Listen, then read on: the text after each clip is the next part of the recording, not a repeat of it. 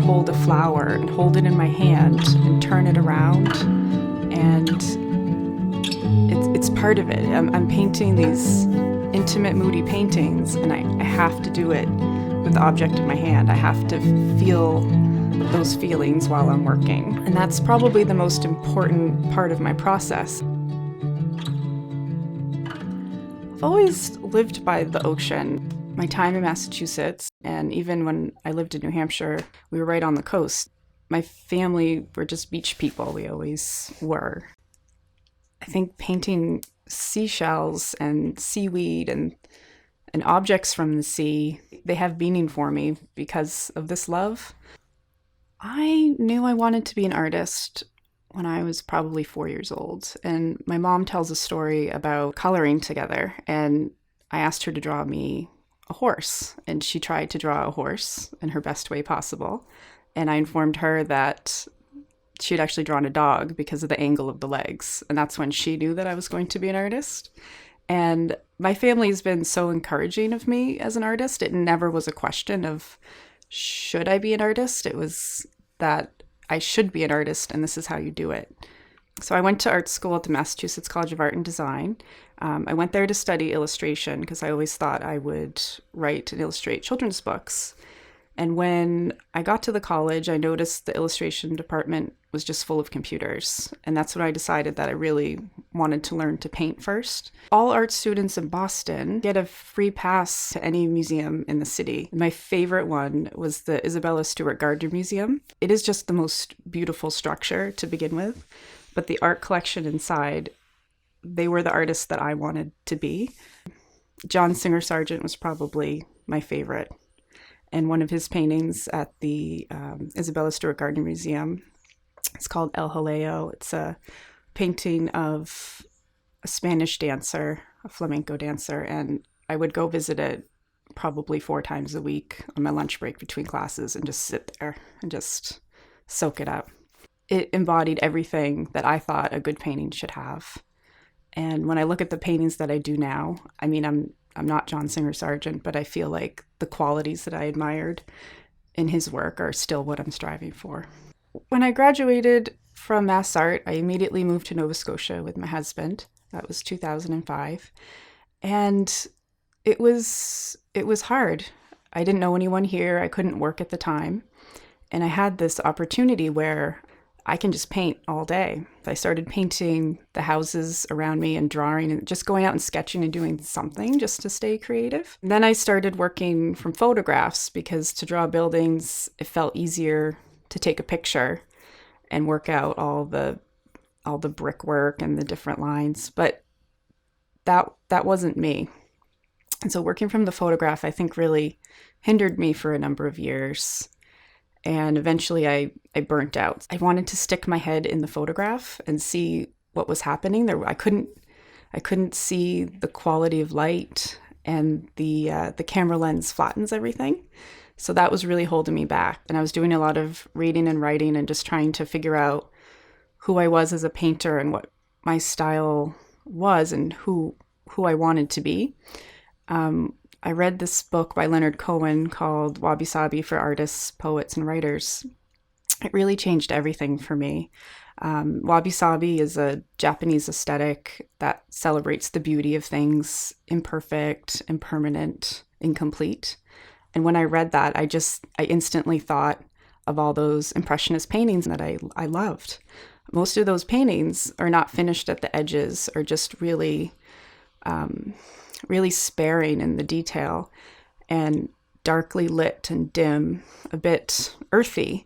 And when I read these words about WabiSabi, all the images in my head were these Impressionist paintings. And then I decided I had to go back to the beginning, go back to the beginning of how I learned how to paint and just work on those still lives that I felt so connected to. So that's what I did. I just threw everything out. I just found some little jars, put flowers in them, and just started to work from life again. And then that's when I found who I was as a painter. It just felt like coming home, and I knew exactly who I wanted to be. It's a happiness and a joy that that I've come to this place and I know who I am and can do the things I always wanted to do. It's so fulfilling.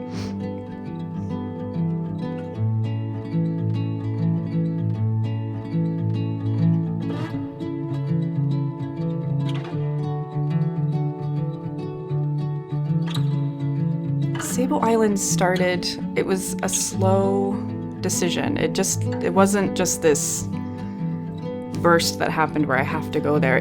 I had these rules that I was working with that I mentioned, and the words are, mystery, fog, dimness, all these contrasting feelings about impermanence. And so I have these next to me on my mood board, and at the same time, I was drawing out of the Museum of Natural History in Halifax weekly just as an exercise, but I started spending all my time in the Sable Island exhibit that's there, and it just became a thing that I would just go there and draw there and just read every little piece of information there. And I just decided I just had to go. And that started my Sable Island project and the long journey it took to get there. I signed up to take a tour with Picture Perfect Tours. It was July 1st, 2017, and it was a tour to celebrate Canada's 150. Unfortunately, we didn't go that time, and that was kind of heartbreaking. We had a 4-day travel window, and the weather was awful. There was torrential downpours, and the runway got washed out, and there was just no way for us to get there. I was pretty devastated. Mostly because I had hung so much hope on this idea of going to Sable Island and making art. And it was such a weird feeling because I didn't know what I would see there or what kind of art I would make. So I tried to just tell myself to move on and pick a different idea. And I couldn't. I still felt I had to make it happen somehow. One of the ways I worked through those feelings was I just started to write and just write it out and get it down. I just hated that feeling of feeling like disappointed and kind of mopey. So I ended up writing a poem called I Dream of Sable Island. And the poem is about everything I wanted to see when I went there. The best part of that is I ended up working the poem more and turning it into a story about a girl who dreams of going to Sable Island. I submitted it to Nimbus Publishing, and it's now going to be published with them sometime in 2018. I did go to Sable Island in October 2017. Jordy from Picture Perfect Tours had tried a couple times himself to go to Sable Island over the summer, and every time it was canceled for him. So he's pretty determined. So he booked this one last trip. It was kind of the last open window of the year for visitors to go, and we did end up going. It was everything I thought it would be. I felt myself kind of reciting my poem in my head as we were on the plane, and I was seeing the things that I had dreamed of seeing just kind of in real time. It was very surreal. It's just amazing that it's there at all. It's so long and slender. It's just a little sandbar, and it looks like a wave could just wash it out. So it really does have this feeling of impermanence when you see it from the sky. It's unreal that it has this ecosystem out there, and it just makes me wonder how all these creatures ended up there, all the different species of flowers and bees and birds. I don't always write while I'm painting, but just that day, that moment, it was just so beautiful that I felt I had to get it down in both ways. And it is like a meditation to me. When I'm doing it, it brings me so much happiness. I mean, I think that's also why I cry a lot when I talk about it, because it's just touching something so joyful. And it's healing to me too.